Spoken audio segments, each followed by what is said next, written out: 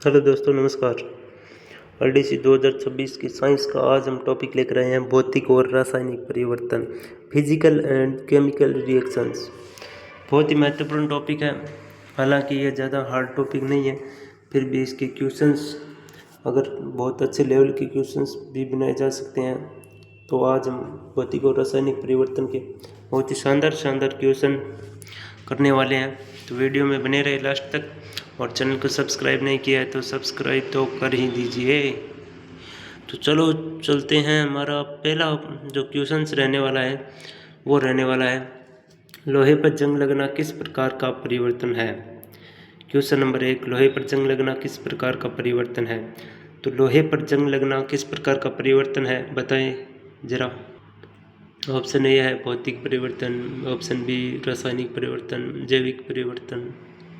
तो इसका जो सही आंसर रहने वाला है वो रहने वाला है रासायनिक परिवर्तन।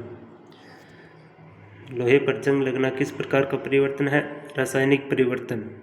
क्वेश्चन नंबर 2, मोमबत्ती का जलना किस परिवर्तन का उदाहरण है। यहाँ समझो आप, मोमबत्ती का जलना किस प्रकार का, भौतिक परिवर्तन, रासायनिक परिवर्तन, भौतिक रासायनिक दोनों, या प्राकृतिक परिवर्तन। या मोम का अगर पिघलना होता, मोम पिघलना, तो भौतिक परिवर्तन होता, क्योंकि मोमबत्ती जलती है तो मोम पिघलता है, साथ में मोम के अंदर जो धागा होता है वो क्या होता है, जलता है।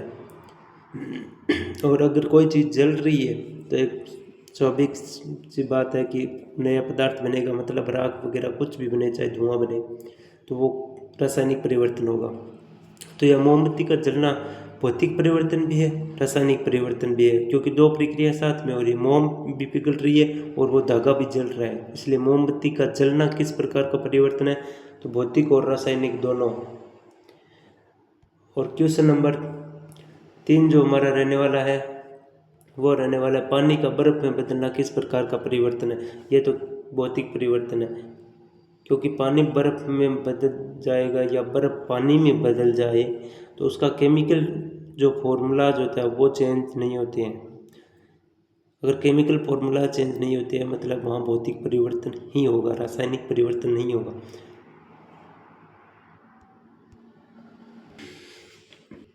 क्वेश्चन नंबर 4, दूध से दही बनना कौन सा परिवर्तन कहलाता है। दूध से दही बनना एक बैक्टीरियल प्रोसेसिंग है, इसमें नया पदार्थ भी बनता है।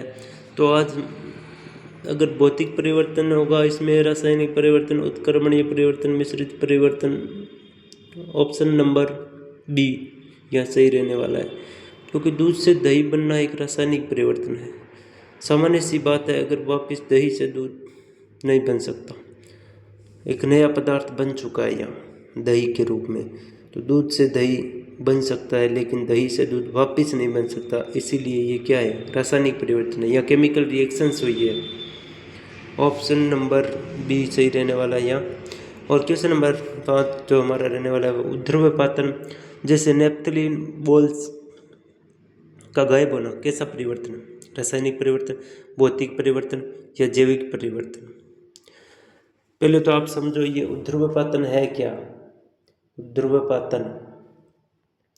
ध्रुवपातन उस प्रोसेस को बोलते हैं, सब्लिमेशन उस प्रोसेस को बोलते हैं जिसमें क्या होता है, कोई ठोस पदार्थ अपनी अवस्था चेंज करके गैस के रूप में बदल जाता है।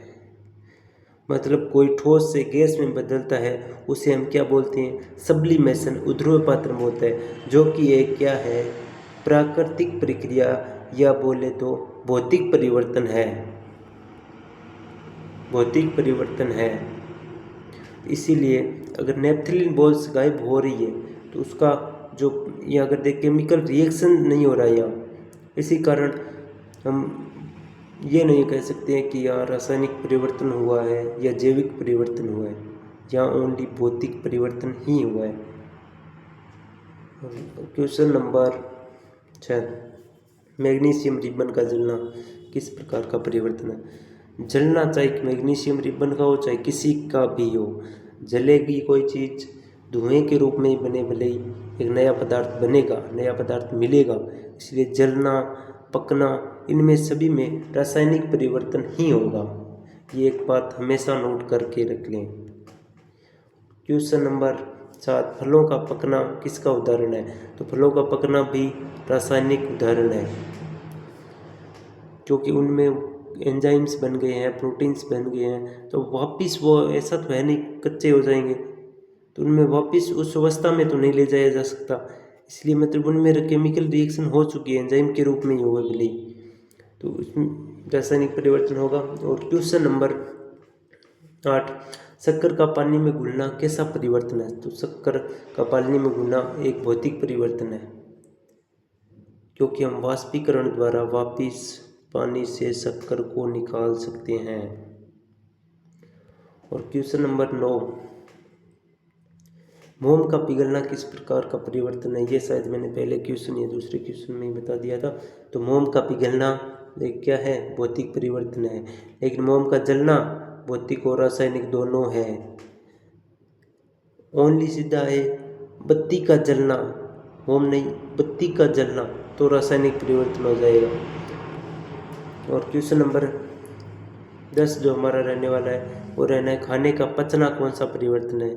पचना एक क्या है? केमिकली रिएक्शंस होती है, चाहे वो एंजाइम्स हो और हार्मोन्स हो, कुछ भी हो, सब एक पूरी प्रोसेस होती है, इसलिए खाने का पचना एक क्या? डाइजेस्टिंग जो सिस्टम जो होती है वो कौन सी प्रोसेस? रासायनिक केमिकल रिएक्शंस होती है, रासायनिक परिवर्तन होगा। और क्वेश्चन नंबर 11 आपकी स्क्रीन पे, बादलों का बनना किस प्रकार का हिस्सा और ये कैसा परिवर्तन है?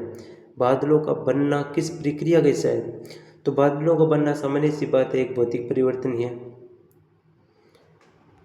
और क्वेश्चन नंबर 12, एल्यूमिनियम के टुकड़े को कूटकर उसका फॉयल बनाया कैसा परिवर्तन है? तो एल्यूमिनियम का कोई टुकड़ा है वो क्या है? एक धातु के रूप में है। अगर धातु को कूटकर हम एक लंबी चादर ही क्यों ना बना दें, तो वो वहाँ जो परिवर्तन हो रहा है वो फिजिकली परिवर्तन हो रहा है, मतलब वह एल्यूमिनियम के जो केमिकल फॉर्मूला है उसमें कोई चेंजेस नहीं हो रहे हैं, इसीलिए यहाँ जो एल्यूमिनियम टुकड़े को कूटकर इसका फॉयल बनाया जाता है, ये अगर परिवर्तन देखा जाए तो कैसा है? भौतिक परिवर्तन है। और क्वेश्चन नंबर 13 रहने वाला है, प्रकाश संश्लेषण की प्रक्रिया किस श्रेणी में आती है? तो प्रकाश संश्लेषण में क्या होता है? एनर्जी बनती है, यानी पौधे एनर्जी बनाते हैं ग्लूकोज के रूप में, यानी एक नया पदार्थ बनाते हैं। तो इसी कारण जो प्रकाश संश्लेषण की प्रक्रिया है वो एक केमिकली रिएक्शन है फूल। तो और इसमें जो परिवर्तन होने वाला है वो रासायनिक परिवर्तन होगा। और क्वेश्चन नंबर अगर बात की जाए 14 की, तो लोहे का चुंबकीकरण कैसा परिवर्तन है? ये क्वेश्चन अच्छा है वैसे। लोहे का चुंबकीकरण कैसा परिवर्तन है? रासायनिक परिवर्तन, भौतिक परिवर्तन, स्थायी परिवर्तन, या इनमें से कोई नहीं। तो लोहे का चुंबकीकरण, अगर बात की जाए लोहे की, अगर इस पर हम कोई चुंबकीय गुण आपतित करें तो लोहा एक क्या चुंबक की भांति काम करेगा? अगर वही उस पर लगाए गए जो चुंबकीय आपतित गुण हटा लिया जाए तो लोहा अपनी वापस उसी स्थिति में आ जाएगा, पहले वाली स्थिति में, और लोहे के कोई केमिकली रिएक्शन नहीं होते, ओनली वो चुंबकीय गुण होने के कारण चुंबक की भांति कार्य कर रहा होता है, ना कि वो चुंबक बन जाता है, ना कि उसमें कोई केमिकली रिएक्शंस होते हैं। इसी प्रकार लोहे का चुंबकीकरण एक प्रकार की भौतिक प्रक्रिया है, यानी भौतिक परिवर्तन है। और प्रश्न नंबर 15 है, अगरबत्ती का जलना किसका उदाहरण है? अगरबत्ती का जलना एक रासायनिक परिवर्तन है, क्योंकि धुआं बनेगी, राख बनती है। और प्रश्न नंबर 16, दूध का खट्टा होना किस प्रकार का परिवर्तन है? तो दूध का खट्टा होना एक रासायनिक परिवर्तन है। थोड़ा जल्दी कर लेते हैं ताकि आपका भी समय खराब न हो। जल का विद्युत अपघटन कैसा परिवर्तन है? जल का विद्युत अपघटन कैसा परिवर्तन है? ऑप्शन नंबर ए भौतिक परिवर्तन, ऑप्शन बी रासायनिक परिवर्तन, ऑप्शन सी दोनों, या इनमें से कोई नहीं। तो यह ऑप्शन जो रहने वाला है वो ऑप्शन नंबर ए। और अगला क्वेश्चन है, कोयले का जलना किसका उदाहरण है? तो कोयले का जलना एक रासायनिक परिवर्तन है। जलना, पकना, ये ऐसे शब्द आए, आगे चाहे कुछ भी लिखा हो, कुछ भी कीवर्ड हो, तो वो ओनली रासायनिक परिवर्तन में ही जाते हैं। ये हमेशा याद रखना, क्योंकि उनमें पकने में, जलने में केमिकल रिएक्शंस होती है, उसके बिना वो चीज़ संभव नहीं है। और अगला क्वेश्चन है, कांच के गिलास का टूटना कैसा परिवर्तन माना जाता है? तो कांच के गिलास का टूटना एक प्रकार का भौतिक परिवर्तन है, ना कि रासायनिक परिवर्तन है। क्योंकि भले ही कांच टूट गया, उसे हम वापस उस स्थिति में नहीं ला सकते, बट उसमें कोई केमिकल रिएक्शंस नहीं हुए। चाहे वो एक कांच का गिलास हो, चाहे वो टुकड़े हो, अगर उनके केमिकली फॉर्मूलाज देखा जाए तो वो सेम है, दोनों को सेम रहने वाले हैं। तो इसमें भौतिक परिवर्तन ही होगा। और अगला क्वेश्चन है, क्वेश्चन नंबर 20, चांदी के बर्तनों का काला पड़ना कौन सा परिवर्तन है?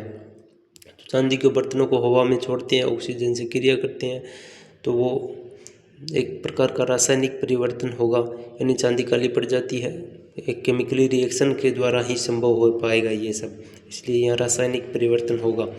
और क्वेश्चन नंबर है 21, कपूर का जलना पकना, ये सब कीवर्ड हमेशा याद रखना, रासायनिक परिवर्तन के ही होंगे। और अगला क्वेश्चन है क्वेश्चन नंबर 22, गीले कपड़ों का सूखना, तो वो तो वाष्पीकरण के द्वारा होता है। अब उसमें केमिकल रिएक्शंस नहीं हो रही है या फिजिकल रिएक्शंस हो रही है, क्योंकि अगर हम वापस कपड़े को भिगोएंगे तो कपड़ा उसी स्थिति में आ जाएगा। तो इसलिए यहाँ खाली वाष्पीकरण होकर वो पानी उड़ रहा है, ना कि उस पानी को कोई केमिकल रिएक्शंस हो रही है या उसका फॉर्मूला चेंज हो रहा है या इधर कोई कपड़े में कुछ केमिकल रिएक्शन, ऐसा कुछ भी नहीं होता। तो यहाँ भौतिक परिवर्तन।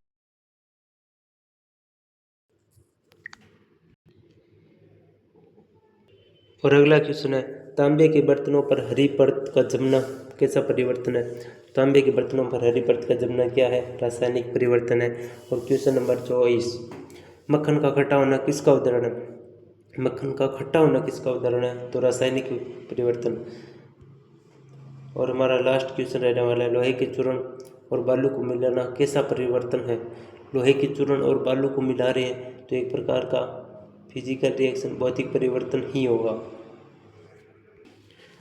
क्योंकि हम इस मिश्रण को चाहे तो चुंबक के द्वारा अलग भी कर सकते हैं, मतलब चुंबक के द्वारा लोहे को अलग भी कर सकते हैं। तो थैंक यू, धन्यवाद। ये थे हमारे आज के RDC के साइंस के फिजिकल और केमिकल रिएक्शंस के टॉपिक के बहुत ही शानदार क्वेश्चन। धन्यवाद, फिर मिलते हैं एक नए वीडियो के साथ। आपको कैसा लगा कमेंट करके ज़रूर बताएं, और अगर कोई आंसर आपको ये लगा हो भी ये गलत बताए ये कुछ, तो आप कमेंट कर सकते हैं। और ये भी बता दें अगले कौन से टॉपिक के क्वेश्चन लाए जाएं, क्योंकि RPSC और RSS भी द्वारा पूछे गए और वे क्वेश्चंस ही लाएंगे जो बार बार रिपीट हो रहे हैं। अभी इतना आपके पास समय नहीं है कि पूरा टॉपिक को पढ़ाएं उसके बाद क्वेश्चंस करें, इससे अच्छा आप क्वेश्चंस कर लो, आपके टॉपिक रिवीजन हो जाएंगे। थैंक यू, धन्यवाद, राम राम, जय हिंद।